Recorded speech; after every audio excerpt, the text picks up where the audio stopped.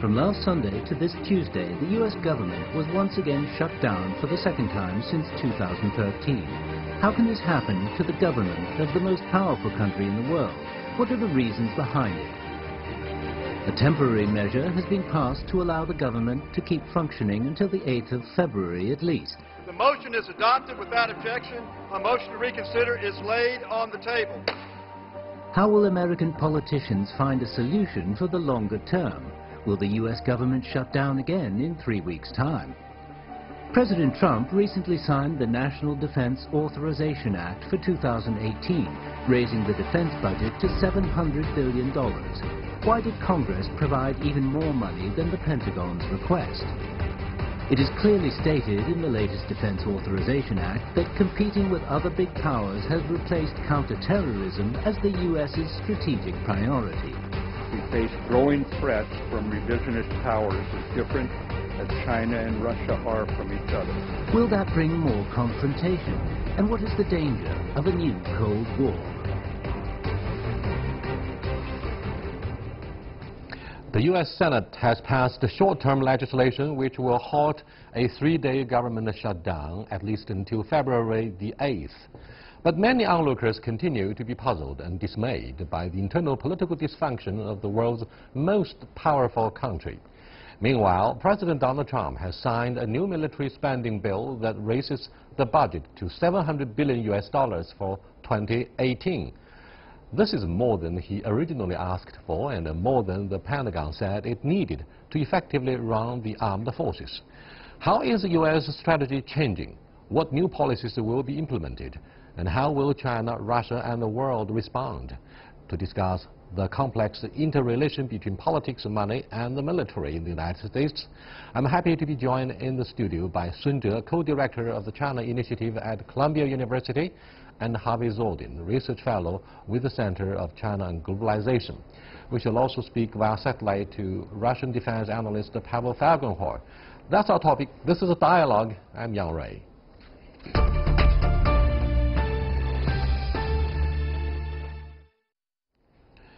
Gentlemen, welcome to our dialogue. Despite the glow of being the sole superpower with the end of the Cold War and disintegration of the former Soviet Union, it seems to be a joke, isn't it, that the United States federal government ceases to function. And there are so many ridiculous things about how the respective states would operate independently without hearing any instructions from the central government, because this is a big puzzle for the Chinese who have long felt comfortable with having the central government. Now, this would be utterly unthinkable for the Chinese. So what can you tell us about the dysfunction of the federal government? This isn't the first time this has happened. It's happened a number of times in the last few decades, and the government does not, in fact, completely shut down. Essential services are maintained, including the military. President Trump was wrong when he said that the military wouldn't be functioning during this period. Basically, it's a political play by the president who felt that he could shut down the government, blame it on the Democrats, and take credit for holding the line on immigration. As for your specific question about the relationship between the federal government and states, they each have their own responsibilities. But I think one interesting thing to discuss here is that a strategy of the Republicans is to starve the beast. That is, they passed this $1 trillion tax cut for the most wealthy a few weeks ago, and this year they're going to start bitching that the government doesn't have enough money, so they'll be taking away a lot of benefits from people who really need them. They'll be starving the government, which suits the Republicans just fine. The most sexy issue, I'm afraid, is what would happen to the nuclear suitcase in the hands of the president in the Oval Office on board the Air Force One? What would happen to that? Because that's very sensitive. That's very interesting, right? Well, that's considered an essential service, and so that football stays in play, and as does much of the government, actually. And even though the Defense Department does shut down, a quarter of their employees remain in place. And when I worked in the government, it was always a joke because they made announcements on TV and radio, and they said, essential services only, and that usually meant the janitors had to come and open up the building. But it really includes many more people, including the guy who carries that nuclear football. Professor Sun, what do you make of the partial and temporary shutdown? Is it a joke, or? I think it's part of the political operations, and the Congress has the power of the purse. So every year, the president has to submit some kind of a budget proposal to the Congress. So the Congress has to allocate it, approve the budget. It usually takes about 7 to 10 months to approve the budget. And also it's related to the program he mentioned, that DACA, Deferred Action on the Childhood Arrival. Something like the young people brought to the United States, if their parents are illegal immigrants. Do you want to expel them, kick them out of the country? Some of the Republican senators have different ideas. So I think this is more related to political play. And also, if you study this time, it's only 3 days. It's usually the average shutdown day is about 8 to 9 days. So I think this is very normal. I don't see this surprise. I think this one time I asked one congressman, why you design this Congress a low efficient institution? It says we just want to people express their opinions. We design the Congress as a cow walking, slow walking, working out different solutions. So that I think that's President Trump is using these institutions, trying to play a game with Congress. But I think this time it's different. The last time the government shut down, the party in power, the Democrats, only controlled one house. This time, Trump controls both houses, and he's the president. But I think it shows the dysfunction of the American government, and I think that dysfunction is not only at the top in President Trump, but it's also a change in Washington since I worked there a few decades ago, and that is it's not bipartisan anymore. It's cutthroat. People don't want to do what's good for the country. They want to do what's good for themselves and for partisan politics. And that's why the country is zero-summing itself out for the last number of years. Is that because of the Republican controlling both the House and the Senate that this shutdown only lasted for 3 days, unlike before? No, because really it was up to the Democrats. The vote in the Senate required 60. They needed 9 Democratic votes, and Senator Schumer made a deal with his colleagues and with the president to give a little more time. Hopefully there'll be movement on these dreamers, the people who came here illegally but essentially have lived as Americans all their life. Thank you so much. Much of the disagreement among U.S. politicians and lawmakers is about paying for different kinds of programs. Last month, for example, Donald Trump signed the 2018 National Defense Authorization Act, which will fund military spending to the tune of $700 billion. As I said earlier in the leading, it's more than Trump asked for and more than the Pentagon said it needed for running the armed forces. I'd like to go to Pavel Fagenhor for his comments on why there is an increase in the defense spending for the United States. What does that mean for Russia and China? Well, that's what Donald Trump actually campaigned in 2016, that he's going to increase defense spending, because before that, under Obama, there was this bipartisan agreement to cut the deficit, and as a result of that, there was these automatic cuts in defense spending.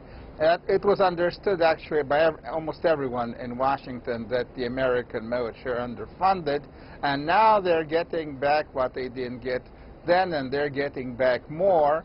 And with the present international climate, and especially the progressively worsening relationship between Moscow and Washington, we're back to some extent, at least, in old Cold War waters, where the United States military are building up back again their capability to fight so-called big wars with heavy weapons, heavy divisions, nuclear weapons, what they were ready to do in the 80s and what they were not doing in the last couple of decades when they were fighting mostly anti-guerrilla campaigns. Harvey, do you think the increase in the military spending aims to target Russia and China? And in doing that, do you think there's a major shift in the strategic outlook that goes after both the PRC and the Russian Federation? The defense strategy that was released last week clearly shows that to be the case. They're de-emphasizing terrorism, and they point to Russia and also to China as strategic competitors, always also worried about North Korea and Iran. So it targets those countries. Now, why did they appropriate more money? I think there's a couple different reasons. Yes, they want to build up the military, although the American military has a very strong advantage over the Chinese and the Russians. But I believe it was pressure from the military-industrial complex and also from Trump's base. I'm looking forward to the day that President Trump delivers his farewell address. But I'm old enough to remember President Dwight D. Eisenhower's farewell address when he, a distinguished general, said, "Beware of the military-industrial complex." That's indeed the phrase coined by Dwight Eisenhower in the 1970s. Is it true, Professor Sun, that the military and the Pentagon are always looking for an external threat to justify their excuse in having more money for the Pentagon, for the American armed forces? Yeah, if you study Marty's statements, he says, yes, we are aware of this Russian and China as revisionist state, but also the United States looking forward to working with these two countries in certain areas. But on the other hand, they think they're trying Russia and China. They set up their different rules, norms, so they're trying to change a Western way of life. So this is an assumption, wrong assumption, I think, or wrong perception. I think China and Russia is trying to destroy the current international system. So I think if you study the national defense budget proposal, and there's also a law usually ignored by the audience, the National Defense Allocation Act. Something like you propose $700 billion, but you see maybe Air Force got 40 billions, Navy got 40 billions. Now, what related to China, I think this is whether they allocate some money to propose American battleships can visit Kaohsiung or Taiwan. This is more relative, I think, to China. And the thing is, what are the differences between a strategic competitor and a geopolitical rival? We know these two things are different. It's very different from the Cold War. It's different from the geopolitical rivalry between the former Soviet Union and the United States. However, by listing China and Russia together, does it mean that we have formed an anti-U.S. axis? I mean, we got a strong feeling. This indicates in the understatement that the United States Armed Forces would stand ready to antagonize China, whose military build-up threatens to challenge the primacy of the American leadership. Do you agree? I don't see the Americans looking at Russia and China as working in concert to defeat America or take away its primacy or its American exceptionalism. But I see here a change more in rhetoric, because nations, including America, China, Russia, have to have strong defenses, and they always will. But I think the two documents that the White House released in the last couple months go out of their way to kind of poke their finger in China's eye and in Russia's eye, and kind of set them up as the bad guy, in part to request more money from the Congress. So it's the self-fulfilling prophecy. Do you think this is going to come true? Will China become enemy of the United States? Should China be taken seriously as the enemy? I think China should take this very in a serious way because the American argument is, like Martin said, good defenses make good neighbors. I should prepare for myself and in case that there are foreign invasions, whatever impact, global impact of China or Russia. But however, I think I define the U.S.-China relations in 4 dimensions. We do have a people-to-people expanded people-to-people exchange program. We do have very substantial economic cooperation between the 2 countries, trade volumes. And also we have what I call substantial competitions between our 2 countries. Huawei is competing with iPhone. And last dimension I define is a limited conflict on South China Sea, on North Korea. We do have a different views on these issues. So the key point is for the United States or China is how well we can manage these differences. I think we should continue the dialogue system, and also we should get something done, to show to the world that 2 countries not only have differences, but we can work together to get things done. Professor Sun sounds pretty diplomatic by suggesting, look, the 2 countries are not actually put in a collision course.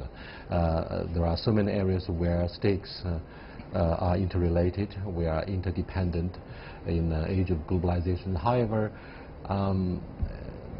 there is also a very strong skeptical voice, instead of the voice of reason from Professor Sun, that there will be inevitable clashes between the 2 giants, economic and military. So, in what specific area do you think the 2 competitors are likely to spin out of control in terms of handling the disputes? Well, I think a couple different areas. One, geopolitically, I worry about interactions in the South China Sea. Iran Corporation study showed that China is, and they use the word breathtaking, has improved their defenses in a breathtaking manner, especially around areas close to its shores. And so China is coming on strong. So I worry about this, especially given that China, for reasons it's enunciated very clearly, did not follow the ruling of the Court of Arbitration in The Hague. So I think that's a problem area. Taiwan is another area. And then the other area I worry about is not geographic, but it's economic. And so I think that there's a very strong component, and I think we're going to start to see it we've already seen it, because there's now a tariff on solar panels from China. What is a tariff?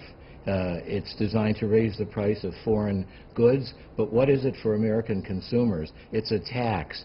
Who's pushing this tax? Republicans, a Republican administration.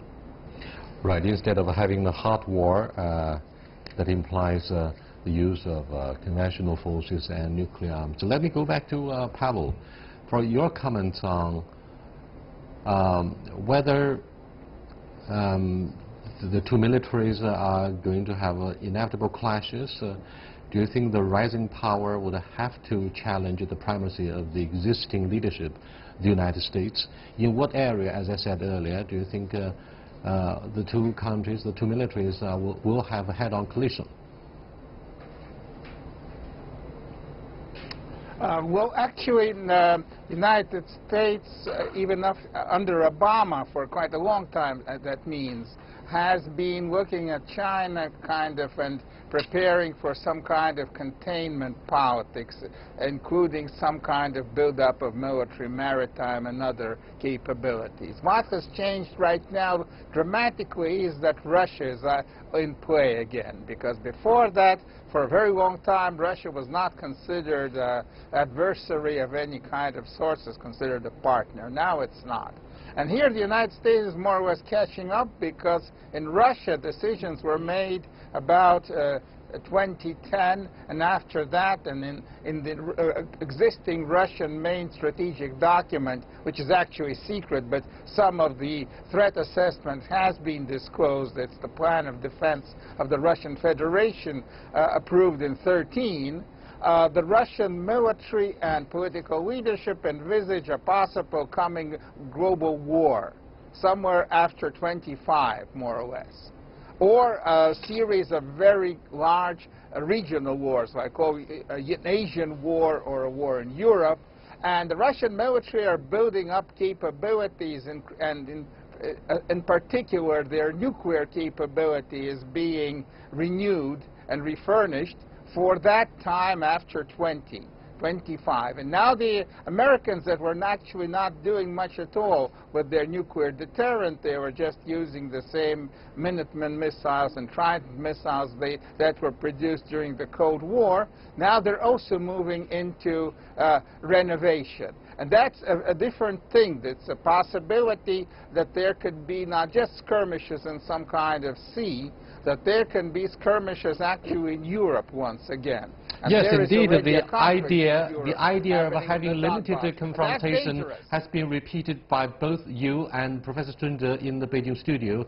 The issue is, for decades, the United States, even during the Cold War, the United States has been using the approach of offshore balance to stage proxy wars. Do you think in the post-Cold War era, Pavel, the United States would come back to the same, an old tactic of proxy war in the area of the Korean Peninsula and even the island of Taiwan to test the patience of the Chinese armed forces? Well, there is already, I mean, at least between Russia and America, there are proxy wars, or at least they're seen as such, in Syria, in the Donbass. So there's a possibility of proxy war happening, of course, in the Far East.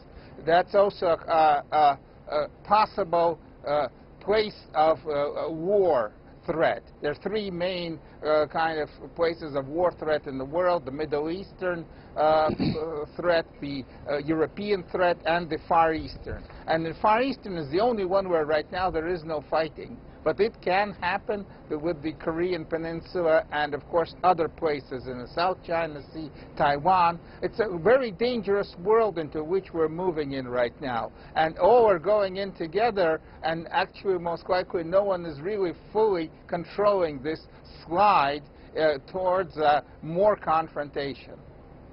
There's a strong feeling on the one hand, Professor Sun, that Russia and China enjoy the strategic honeymoon since the Yeltsin years. Mm-hmm.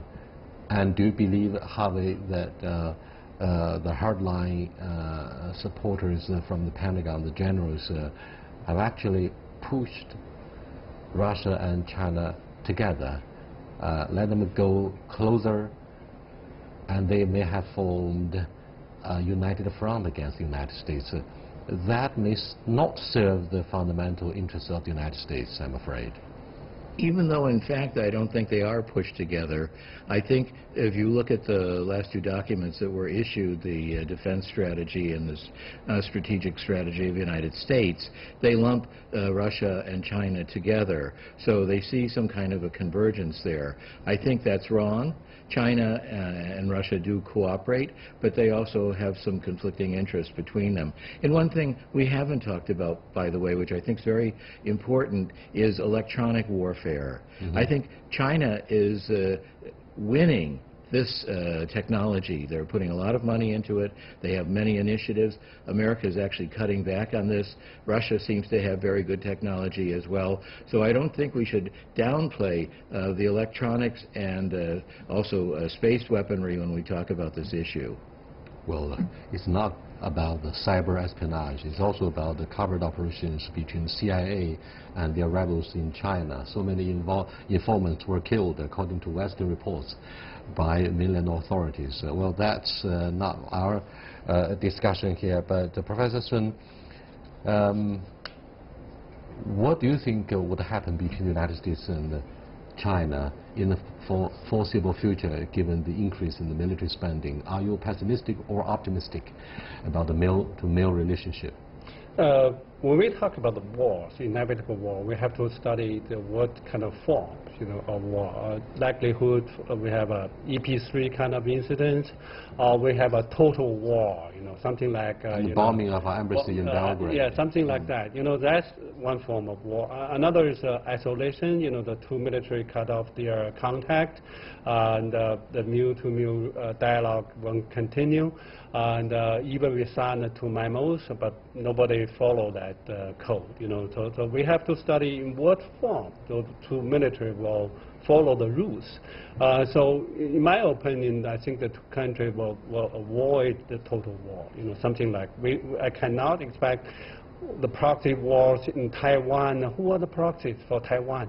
You know, and also China is changing the relationship, improving the relationship with Philippine people. You know, so Filipino government also expressed nothing to do with us. You know, so trying to also try to get along with China.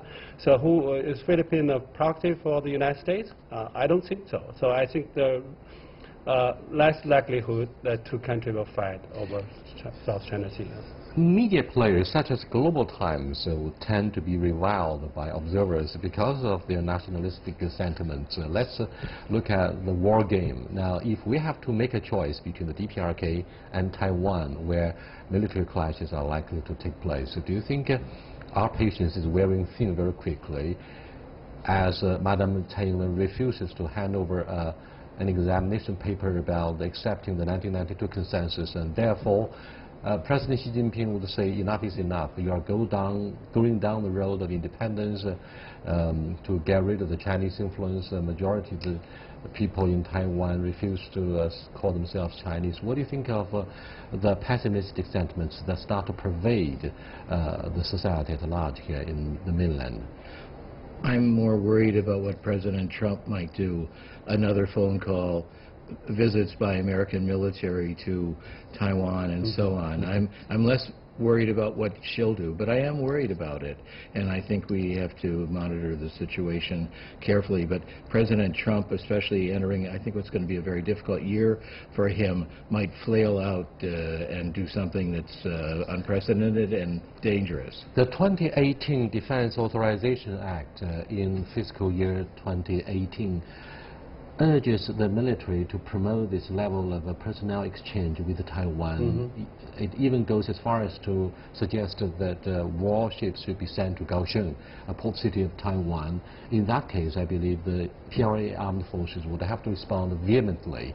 Do you think this is one of the flashpoints that may spin out of control? Yeah, I think so. I do worry about it. And also, you see how the PRA reacted when the Congress passed the Taiwan Travelers Act, something like that, encourage this mule-to-mule or quasi-governmental relationship exchange program with Taiwan. But I think the point is, for Taiwanese, they have to think about it, whether or not you need some kind of a riding the tide, go together with mainland China, you know, for the economic prosperity, this kind of thing. For the United States, do you want to really cut the sausage and take this kind of provocative action against China, mainland China?